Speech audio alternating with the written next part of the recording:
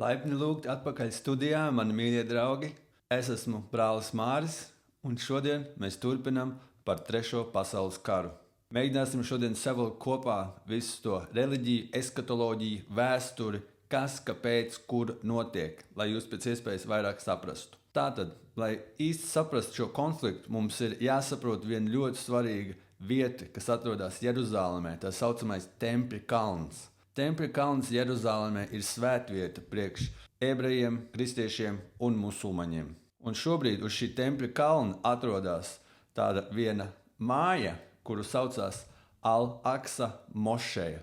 To vajag paturēt prātā, šo vārdu Al-Aksa mošeja. Bet vispirms sāksim ar nelielu vēstures ieskatu, kas noticis uz šī tempļa kalna. Viss sākās aptuveni 957. gadā pirms mūsu ēras, kad karalis Salamans uzbūvēja pirmo templi šai vietā. Šajā templī atradās derības šķīsts, un šis templis bija vissvētākā vieta priekš ebreju tautas. Bet atnāca babilonieši un 586. gadā pirms mūsu ēras iznīcināja šo templi, iznīcināja šo derības šķīstu, un pagāja kāds laiciņš, un 516. gadā pirms mūsu ēras karalis Herods Lielais uzbūvēja otro templi šai vietā. Atkal šis templis kļuva par svētāko vietu priekš ebrejiem, jūdiem, un šis templis ir arī slavens ar to, ka šajā templī arī Jēzus Kristus mācīja. Šajā templī Jēzus Kristus jau 12 gadu vecumā strīdējās ar farizējiem, jo viņš bija tāds gudrs puika, un arī šajā templī Jēzus Kristus vienreiz gāza šos galdus un dusmojās un ar pātagu sita un lamājās uz šiem tirgoņiem un naudas mainītājiem. Viņš vienreiz teica: mans nams tiks saukts par lūgšanu namu visām tautām, bet jūs esat to padarījuši par noziedznieku midzeni. Jēzus sadusmojās un padzina šos tirgoņus un teica, ka šis ir Dieva nams.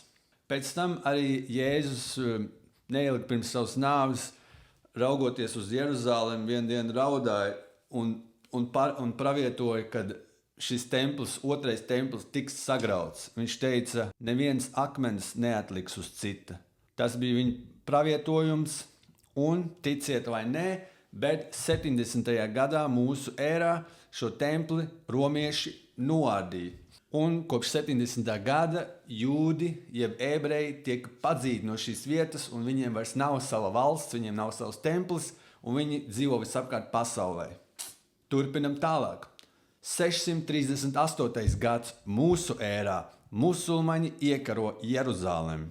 Musulmaņi valda pār Jeruzālemi, templis tur vairs nav, ko musulmaņi izštuko 705. gadā uzbliest mošeju. Tieši tajā pašā vietā, kur bija templis, kur divi jūdu tempļi stāvēja, tieši tajā pašā vietā viņi uzbliež Al-Aksa mošeju tagad. Un šī mošeja stāv vēl šodien, kopš tās dienas, ka viņi ir uzcelti tur. Tas ir 715. gads. Protams, bija neliels pārmaiņu laiks, kad 1999. gadā krustneši iekaroja Jeruzālemi, un uz vienu brīdi tempļa ordenis pārvērta šo mošeju par savu bāzi, kā saka, bet jau 1187. gadā Saladins iekaroja apakaļ Jeruzālemi, padzina visus krustnešus, tā skaitā tempļa ordeni, un atgrieza Al-Aksa mošeju apakaļ priekš musulmaņiem.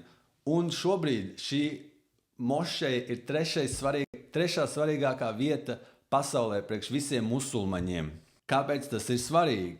Tas ir ļoti svarīgi, tāpēc, ka šī vieta, tempļa kalns, ir ļoti svarīga pret dažiem reliģioziem fanātiķiem, tiem, kas tic šīm dažādām eskatoloģijām. Gan ebreju eskatologi tic tam, gan kristiešu eskatologi tic.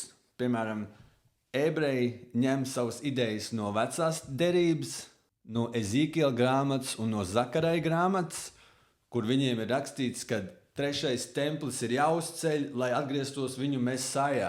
Ja viņiem nebūs trešais templis, tad Mesājā nekādā gadījumā neatgriezīsies. Tas ir tas, kam tic jūdi, ebreji. Ne jau visi, protams, bet tikai paši fanātiskākie. Un kristiešiem atkal ir cita interpretācija. Kristieši ņem savas idejas no jaunās derības, no atklāsmes grāmatas. Un kristieši atkal tic šādai lietai. Viņi tic, ka ir jāuzceļ trešais templis, tad trešajā templī iemājos antikrists, kas teorētiski ir jūdu mesaja. Ja?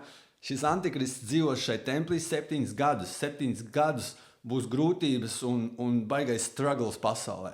Pēc tam 3,5 gadi kaut kādi paies, es īsti nesaprotu, kas, un tad atgriezīsies Jēzus Kristus un pievarēs šo antikristu, un pēc tam mums būs paradīze zemes virsū. 1000 gadus valdīs Kristus, un mēs visi dzīvosim saticībā, un nebūs vairs neviens karš, un neviens necietīs, un viss būs kārtībā. Tas ir tam, ko tic šitie trakie kristieši.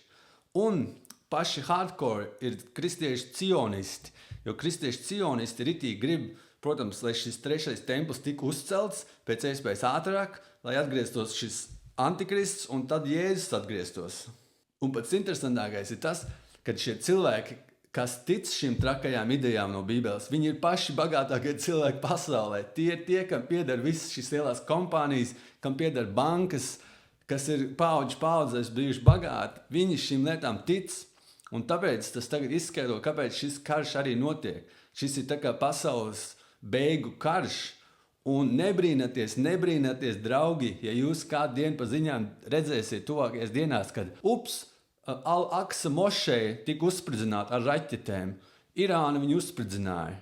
Visticamāk, es domāju, ka to izdarīs Mossad un vainos Irānu, jo tāpēc, kad ja izrēlieši viņu uzspridzinātu, tad es domāju, ka visi musulmaņi karotu pret Izraēlu, bet tā kā viņi vainos viņu uz Irānu, un es domāju, ka tad varbūt tās musulmaņi sacelsies pret Irānu. Es nezinu, kas īsti notiksies, bet katrā ziņā šis tempļa kalns, šī Aqsa mošeja ir viena no svarīgākajām vietām šobrīd uz pasaules, jo šīs abas eskatoloģijas vienkārši savienojas šai vienā vietā.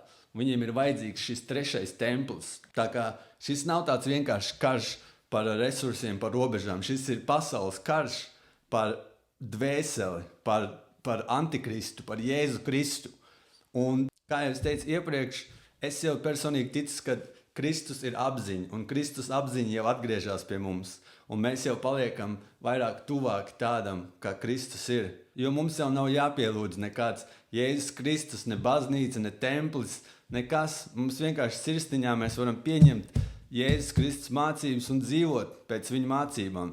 Piedot citiem cilvēkiem, mīlēt savu kaimiņu, nenosodīt citus un palīdzēt viens otram. Un es domāju, ka mēs tāpat varam visi dzīvot paradīzē, un mēs arī dzīvosim paradīzē. Es ceru, ka es jums palīdzēju vairāk saprast kaut ko no šīs situācijas. Draugi mīļie, paldies, ka skatījāties. Lūdzu, subscribe. Mani sauc brālis Māris, un tiksimies nākamajā video.